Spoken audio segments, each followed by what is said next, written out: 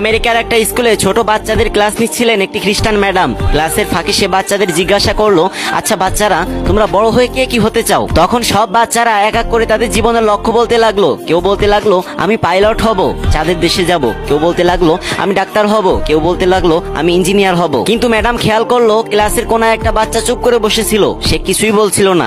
তখন ম্যাডাম তার কাছে যে জিজ্ঞাসা করলো, আচ্ছা তুমি বড় হয়ে কি হতে চাও? তখন বাচ্চাটি বলল, ম্যাডাম আমি বড় হয়ে সাহাবী হতে চাই। তখন ম্যাডাম থমকে গেল আর মনে মনে ভাবতে লাগলো, সাহাবী, এটা আবার কি? তারপর ম্যাডাম ক্লাস শেষ করে সেই ছেলেটির মায়ের কাছে ফোন দিল আর বলল, আপনার ছেলে বড় হয়ে সাহাবী হতে চাই।